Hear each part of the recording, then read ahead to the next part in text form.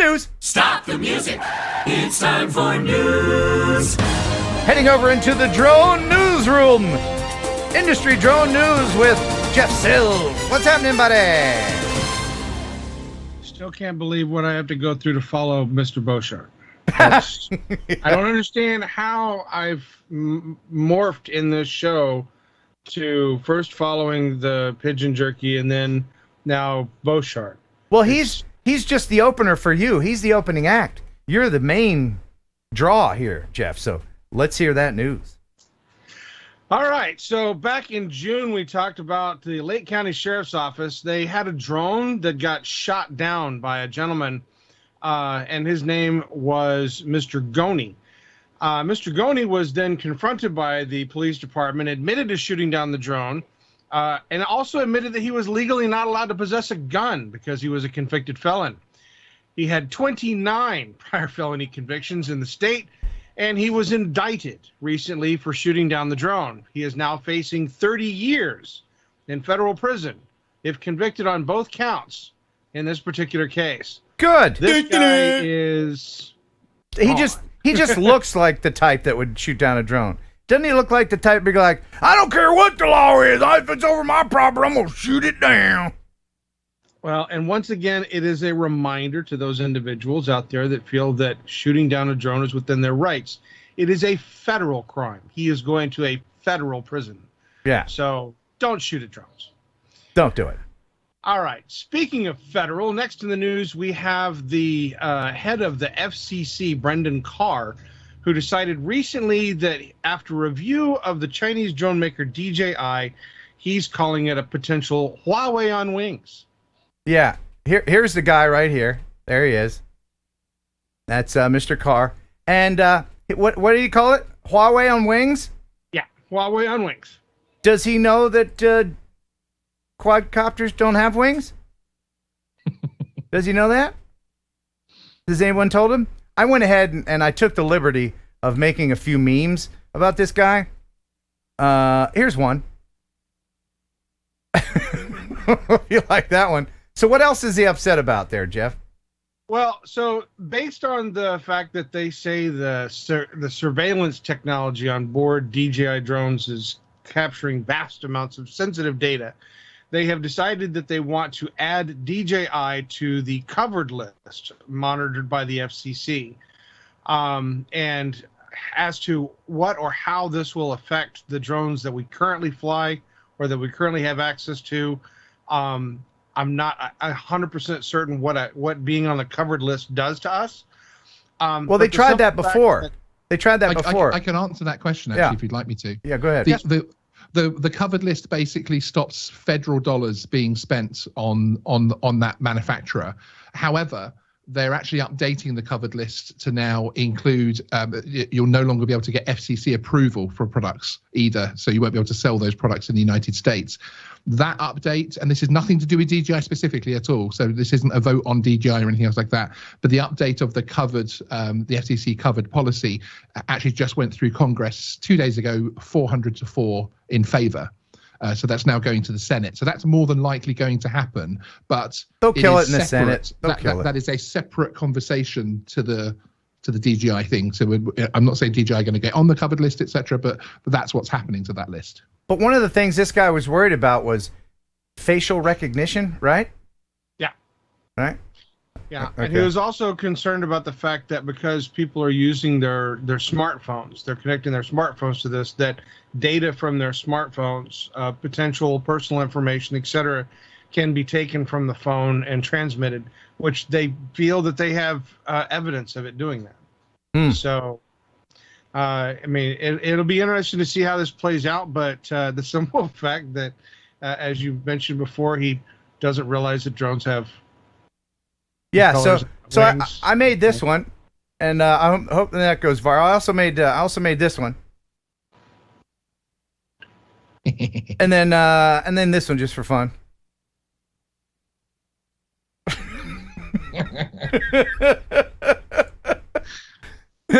You're gonna get me in trouble with YouTube just in the news. All right. So next in the news, we have a Dutch railway recently spent about 10 million euros removing graffiti from trains. Vandalism is a very serious issue, and in recent years, that vandalism has increased. Last year, 142,000 square meters of trains were sprayed. That's about 20 football fields. So what they're doing now is they're setting up new security to start monitoring the trains, one of which is a drone system that if the sensors detect that people are hanging around the trains and trying to paint them, it will set off a sensor and the drone will then be launched and it will go out and film these individuals to get the information that they need to be able to prosecute these people that are spraying these trains. That's great. But weren't they kind of filming themselves? Isn't that them filming themselves? I don't know. I don't know. If you're gonna do the crime, I love how they dressed up like Utes doing wrong. It's like how do they dress? They all put these large coats on and have balaclavas on. Right. We need hoodies. Yeah. We need to look the part. Yeah. All right. So next in the news, I'll let you guys judge for this, but recently the Minnesota Timberwolves decided that they were going to have some fun with one of their players and an FPV drone. Oh, let's see what we got, man.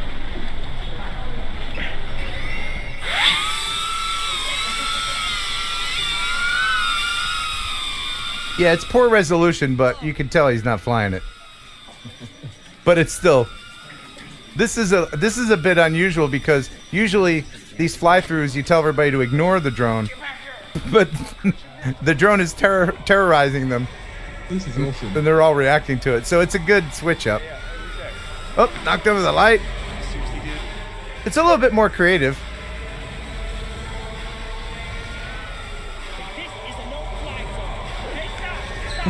This is a no-fly zone.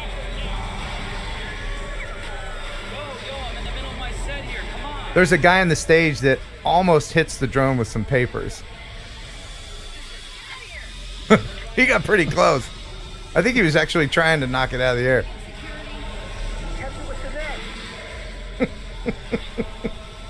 Is that the same mascot running around the whole building doing all this, or is it three different mascots? That's the same mascot. Oh! Uh-oh. You better get out of there. Okay. So your thoughts on that? That was pretty clever. It was clever. I mean, obviously he wasn't flying the drone, but it was a very clever, fun way to show off the Minnesota Timberwolves in their facility. Absolutely, yeah. And again, it shows that drones can be used in all sorts of different ways for marketing. To just, in this case, drawing attention. So I thought that was really well done. Yep, I agree. All right, so next in the news, Brook Park, Ohio. The city council is considering legislation to regulate the use of flying model aircraft, unmanned aerial vehicles, and drones inside the city limits. Good luck. The proposed ordinance was discussed at the council's October 12th caucus. The quote from Councilman Tom Troyer said, "I think we've needed this for a long time. It's simple, and this gives us a simple start to regulating drones." Yep. Which apparently Tom Troyer doesn't realize that they're not allowed to regulate drones. That's the thing about these little municipalities. They're like, you know what? We don't like drones. All right, let's make an ordinance. Okay, well, we need signs too. All right, we'll head down to Kinko's. We'll put up signs. Doesn't matter. You can hang your goggles on the sign and fly the drone. They have no power to do so. They have no control over their airspace. So nice try. This is part of the established, reasonable, and uniform regulations that they want to put in. The operator must receive express written consent from the mayor or police chief. Mm-hmm. A 1,000-foot restriction would be enforced to keep unmanned flying vehicles away from public or private school properties, all city-owned buildings, utility power substations, active crime scenes, cell towers, active fire or accident scenes. Users would also be prohibited from sustained operation above roadways where the aerial vehicle could pose a distraction to drivers. They just took all of the rules that we should know as drone pilots. All the people watching know that you can't have sustained in the United States a sustained flight over roads. You can't go to active crime scenes and fire scenes and everything. So Then they get a little bit on the crazier side by legislation that restricts the infringement of people's privacy through unauthorized photographs. Oh no, captured by drones. no! Good luck with that. No. Yeah. These people have a distorted expectation of privacy. You see, we're living in something I like to call 2021, soon to be 2022, and every time you go out of your house, even when you're in your house. You know, your Echo Dot's listening to you. Your ATM is filming you as you drive by. The camera at the gas station. You know, I mean, just... Is it right? Probably not. Does it need legislation? Probably. But these little municipalities aren't going to do it because they're overstepping. And that pisses me off. It almost makes me want to go there on purpose and fly around the mayor's head. Do an orbit just around the mayor. Where is this again? This would be located in Brook Park, Ohio. Hey, And Brook the Park, gentleman Ohio. The gentleman by the name of Tom Troyer is the councilman in charge of this, and his final statement was that he indicated he does not anticipate any problems enforcing the restriction by the city. He doesn't, does he? He doesn't anticipate any problems. No, he doesn't anticipate any problems. So if we have any attorneys in the audience that are looking for making a quick buck, the Brook Park, Ohio City Council is ready to be sued for violating the rules of the FAA. Yeah, what's this Troyer guy's name again? Say it again. His name is Councilman Tom Troyer. In what city? Brook Park, Ohio. Okay. People who are watching, put his number, put his office number in the chat, and then I will copy that later and I will put it in the description. And then everybody watches this, just call that guy, leave him a message on his phone because he doesn't expect any trouble. But he'll get it. Oh, he'll get it. Yeah, oh, he'll get it. Okay. Yes. Yes. All right. So next in the news, we have covered the La Palma volcano, and we have shown video footage from the La Palma volcano. But an interesting follow-up that's happened since that lava has made its way through the city is that they're starting to see through drone footage dogs that are trapped in areas surrounded by where the lava had come through. Yeah, this is pretty sad. They can't get to. They're trapped on roofs and everything. This is heartbreaking yet awesome what they're doing. So the Spanish drone company is attempting to rescue these 4 dogs that are trapped.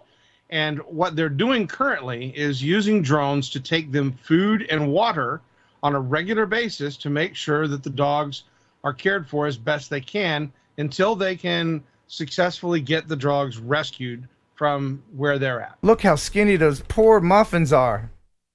Oh my God, I love doggies. Oh, those poor little doggies. Where are the owners? No telling. They just said, forget it.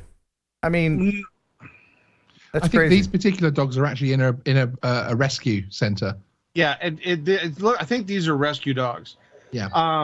The plan, from what I understand, is to get one of the heavier lift drones and using a net with food in the center. They will lower the device down, and as the dogs go for the food, the net will pull the dogs up and fly them to safety. Oh man. So hopefully I will have a follow-up for you guys on this story to cover how well that particular rescue effort goes. More power to him. More power to him. Next in the news, we have a company called Cyclotech. And Cyclotech recently demonstrated their new technology demonstrator called the Cyclo-Rotor Propulsion System. Yeah, and I got people sending me this, like a lot of people sent me this, going, look at this. I mean, it's neat, but it's super inefficient. This is more energy inefficient than my Mazda rotary engine. Yeah. So yeah. It's actually more of a celebration of the AI and the coding than anything to do with efficient flight. Right. I mean, I'm sorry, this isn't a propeller replacement. It isn't. Yeah, no, it's using neat. the Voith Snyder propeller design, which has been used in maritime applications for decades. Yeah. So it is not new technology, but the application to quote unquote an air taxi would be. It is neato, and I'm glad that they were able to do that. But now propellers are here to stay until we get the anti-gravity technology going. Who's working on that? Is that Elon? Elon's on that? I'm being told Elon's on that. Okay. I call him Elon because, we're tight like that.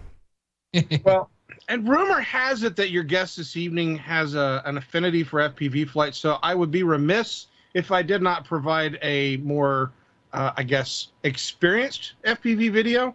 So recently, Northwestern University decided to showcase their student life through first-person video. Cool. All right. So they told everybody, ignore the drone. Yeah, this would be one where they say to ignore the drone. Right.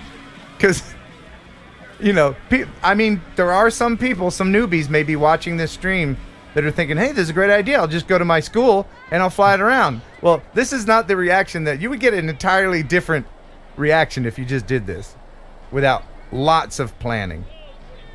Yeah, this one was shot by a Minneapolis-based company called Sky Candy Studios. And so they worked in conjunction with the university to do this. Yeah, that is a lot of planning. Yeah, they definitely covered quite a bit, and it's a great promo for the university. Yeah, that's really cool. Okay, so I think next or last in the news we have a video that has come out of Peru. This is a video that has gone around the internet in Barranca, Peru, in a neighborhood. Some people noticed that a drone or a pigeon had gotten caught in a telephone line and was hanging upside down above the street. Aww. So a couple of police officers that happened to be part of the drone group decided that they were going to free this pigeon, and they came up with the idea of attaching a very sharp blade to the front of the drone and then flying up and cutting the bird free using the drone.